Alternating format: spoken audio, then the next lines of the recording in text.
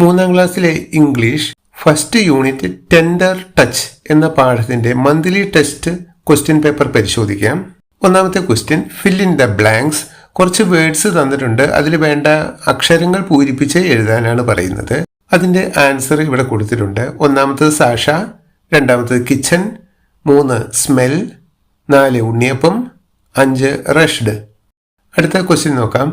Right the meaning എഴുതാനാണ്. Echo, tender, vibe, lullaby, hurry. ആറാമത്തേന് meaning to repeat a sound, പ്രതിധ്വനി എന്ന് പറയും. Tender, soft. ടെൻഡർ കോക്കനട്ട് എന്ന് പറഞ്ഞാൽ മൂക്കാത്ത തേങ്ങ എന്നാണ് അർത്ഥം. ഇവിടെ സോഫ്റ്റ് എന്നുള്ള മീനിങ്ങിലാണ് ഈ സ്റ്റോറിയിൽ ഈ വാക്ക് ഉപയോഗിച്ചിരിക്കുന്നത്. Wipe, clean. ഈ വാഹനത്തിനൊക്കെ വൈപ്പർ ഉണ്ടല്ലോ, ആ വൈപ്പർ എന്നുള്ള വാക്ക് മനസ്സിൽ വെക്കുകയാണെങ്കിൽ വൈപ്പ് ടു ക്ലീൻ എന്ന് മനസ്സിൽ വരും. Lullaby, cradle song. Hurry, to move quickly. പെട്ടെന്ന് ഓടുകയോ നീങ്ങുകയോ ഒക്കെ ചെയ്യുന്നതിനാണ് ഹറി എന്ന് പറയുന്നത്. അടുത്തത് ആൻസർ ദ ക്വസ്റ്റ്യൻസ്. ഉത്തരം എഴുതാനാണ്. What is Sasha's favourite snack? സാഷയ്ക്ക് ഏറ്റവും ഇഷ്ടപ്പെട്ട സ്നാക്ക് എന്തായിരുന്നു? ഉണ്ണിയപ്പം. 12ാമത്തെ question, Sasha it's getting late dear, who said this?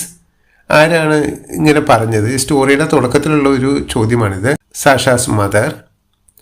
13ാമത്തെ question നോക്കാം. Write the rhyming words. അവിടെ കുറേ വേർഡ്സ് കൊടുത്തിട്ടുണ്ട്. അതിലെ റൈമിംഗ് വേർഡ്സ് ആയിട്ടുള്ളതിനെ പെയറാക്കി എഴുതുക, ഗ്രൂപ്പാക്കി എഴുതാനാണ് പറയുന്നത്. Frown, gold, understand, down, hold, hand. ഇത് അവസാനത്തെ അക്ഷരങ്ങൾ ഒരു ഈണത്തിൽ വരുന്നതാണ് റൈമിംഗ് വേർഡ്സ്. ഇതിന്റെ ആൻസർ ഇവിടെ കൊടുത്തിട്ടുണ്ട്, വായിച്ചു നോക്കൂ. Frown, down, gold, hold, understand, hand.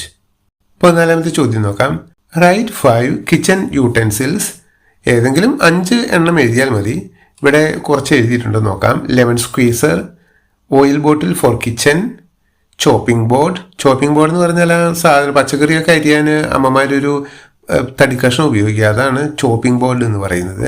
Ladle spoon, water jug, bottle opener. Activity 15 നോക്കാം. Sasha reached home and explain to her mom what happened in the school assembly. Complete the conversation between Sasha and mom. സാഷയും അവളുടെ അമ്മയും തമ്മിൽ നടന്ന ആ സംഭാഷണം ഇവിടെ എഴുതിയിട്ടുണ്ട്. അതിൽ ചില വേർഡ്സ് വിട്ടുപോയിട്ടുണ്ട്, അതൊക്കെ ഒന്ന് കംപ്ലീറ്റ് ചെയ്ത് എഴുതാനാണ് പറയുന്നത്. Sasha, mom do you know what happen in the school assembly today? ചെന്ന പാടെ ചോദിക്കുകയാണ്, അമ്മേ ഇന്ന് സ്കൂൾ അസംബ്ലിയിൽ എന്തൊക്കെ ഉണ്ടായെന്ന് അറിയോ? അപ്പം അമ്മയ്ക്കിത് അറിയില്ലല്ലോ.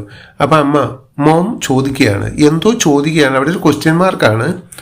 അപ്പോൾ നമ്മളൊരു ക്വസ്റ്റ്യൻ മോഡലിലാണ് അവിടെ ചോദിക്കേണ്ടത്. അതിനുള്ള സൂചനയാണ് ക്വസ്റ്റ്യൻ മാർക്ക് ഇട്ടിരിക്കുന്നത്. അപ്പോൾ എന്താണ് ഇന്ന് സ്കൂളിൽ സംഭവിച്ചത് എന്നായിരിക്കും സ്വാഭാവികമായിട്ടും ചോദിച്ചിട്ടുണ്ടാവുക. അപ്പോൾ അത് തന്നെ നമുക്ക് എഴുതാം. Tell me my dear what happen in the school assembly today. അപ്പോൾ അതൊരു ക്വസ്റ്റ്യനായി. നമുക്ക് ബാക്കി നോക്കാം. Sasha, the head master congratulated me and Naveen. Head master എന്നെയും നവീനെയും അഭിനന്ദിച്ചു. Mom, oh that's great. Where did the headmaster congratulate you? ഭയങ്കരമായല്ലോ. ഹെഡ് മാസ്റ്റർ എന്തിനാണ് അഭിനന്ദിച്ചത്? സാഷ, അവിടെ ക്വസ്റ്റ്യൻ അല്ല, അപ്പോൾ അതുകൊണ്ട് വെറും കുത്തുകളെ ഇട്ടിട്ടുള്ളൂ. അപ്പോൾ നമ്മളിതിൽ ആൻസർ ആയിട്ട് ആ ക്വസ്റ്റ്യൻ്റെ ആൻസറാണ് ഇനി നമ്മൾ എഴുതേണ്ടത്. I helped Kavita so the head master congratulated me. ഞാൻ കവിതയെ ഹെൽപ്പ് ചെയ്തു, അതുകൊണ്ടാണ് ഹെഡ് മാസ്റ്റർ എന്നെ അഭിനന്ദിച്ചത്. Mom, how did you help her? അപ്പം അമ്മ ചോദിക്കണം, ഓ നീ എങ്ങനെ കവിതയെ സഹായിച്ചത്? Sasha, I helped Kavita to join in my school. Mom, well done Sasha, you are a good girl. ഓ നന്നായി കേട്ടോ, നീ ഒരു നല്ല കുട്ടിയാണ്. ഇതാണ് ആ സംഭാഷണം. അടുത്ത ആക്ടിവിറ്റി നോക്കാം. Add more lines. കവിത പൂരിപ്പിച്ച് എഴുതാനാണ്. ഇത് എല്ലാ സമയത്തും പരീക്ഷയ്ക്കൊക്കെ ചോദിക്കും, ഓണപരീക്ഷയ്ക്കും ചോദിക്കാൻ സാധ്യതയുണ്ട്. The best of friends will understand your little trails and lend a hand. Add more lines to the poem using the words given in the box. ഇവിടെ ഒരു 4 വരി പോയം റൈമാണിത്. ആ റൈമ് തന്നിട്ടുണ്ട്, അതിന് ചേരുന്ന ഒരു റൈമ് താഴെ ബോക്സിൽ കുറച്ച് വേർഡ്സ് കൊടുത്തിട്ടുണ്ട്. ആ വേർഡ്സ് ഒക്കെ ഇങ്ങനെ അങ്ങോട്ടും ഇങ്ങോട്ടും മാറ്റി മറിച്ചാണ് ഇട്ടിരിക്കുന്നത്, സ്ക്രാമ്പിൾ ചെയ്തിട്ടാണ്. അത് റീഅറേഞ്ച് ചെയ്ത് ഇതേപോലെ ഒരു റൈമാക്കാനാണ് പറയുന്നത്. അപ്പോൾ ഈ തന്ന റൈമിൻ്റെ മീനിങ് ജസ്റ്റ് ഒന്ന് നോക്കാം. The best of friends will understand your little trails and lend a hand. നിങ്ങളുടെ നല്ല നിങ്ങൾക്കുണ്ടെങ്കിൽ, നല്ല കൂട്ടുകാരാണെങ്കിൽ അവർ നിങ്ങൾക്കുള്ള പ്രശ്നങ്ങളൊക്കെ മനസ്സിലാക്കിയിട്ട് നിങ്ങൾക്ക് കൈ തന്ന് സഹായിക്കും, നിങ്ങളെ ഹെൽപ്പ് ചെയ്യും. ഇതാണ് ഈ കവിതയുടെ ആശയം.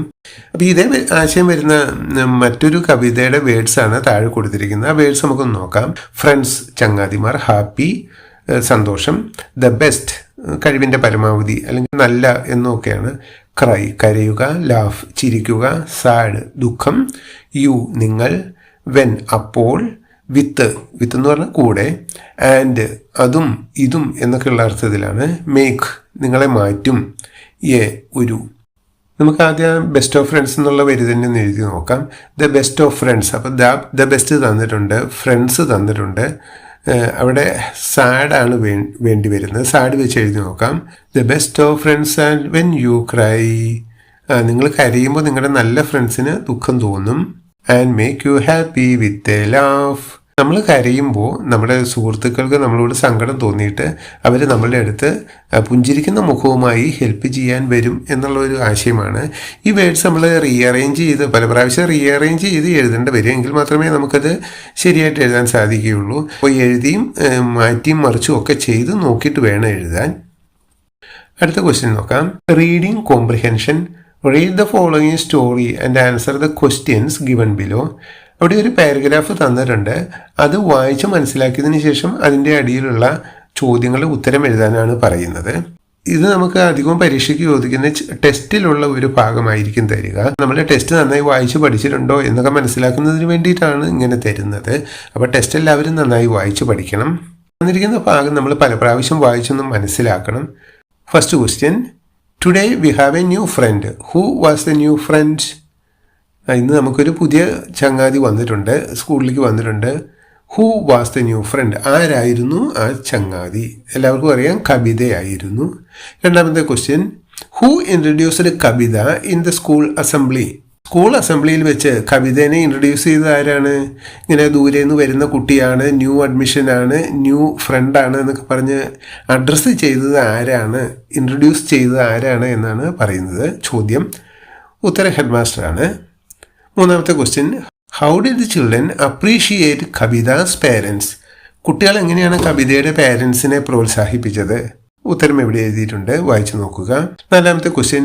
Find out a word from the story which means to make known to others for the first time. ആദ്യമായി ഒരാളെ മറ്റുള്ളവർക്ക് പരിചയപ്പെടുത്തുന്നു. ഇതിന് ചേരുന്ന ഒരു വാക്ക് ഈ കഥാഭാഗത്ത് കൊടുത്തിട്ടുണ്ട്. അത് ഏതാണെന്ന് കണ്ടുപിടിക്കാനാണ് പറയുന്നത്. വേർഡ് മീനിങ് അറിയുന്നവർക്ക് അത് ഈസി ആയിട്ട് എഴുതാൻ പറ്റും. ഉത്തരം ഇവിടെ കൊടുത്തിട്ടുണ്ട്, വായിച്ചു നോക്കുക. അഞ്ചാമത്തെ question. Where did the head master invite Sasha and Naveen to the dyers? അതിൻ്റെ ആൻസർ ഇവിടെ കൊടുത്തിട്ടുണ്ട്, വായിച്ചു നോക്കുക. ഓക്കെ, ഇത്രയുമാണ് 3ാം ക്ലാസ്സിലെ ഫസ്റ്റ് യൂണിറ്റുമായി ബന്ധപ്പെട്ട മന്ത്ലി ടെസ്റ്റ് പേപ്പറിൻ്റെ ചോദ്യങ്ങളും അതിൻ്റെ ഉത്തരങ്ങളും. ഇതേ മോഡൽ തന്നെയായിരിക്കും ഓണപരീക്ഷയുടെയും ചോദ്യങ്ങൾ. നന്നായി പഠിക്കുക, നല്ല മാർക്ക് വാങ്ങൂ. Okay, thank you for watching this video.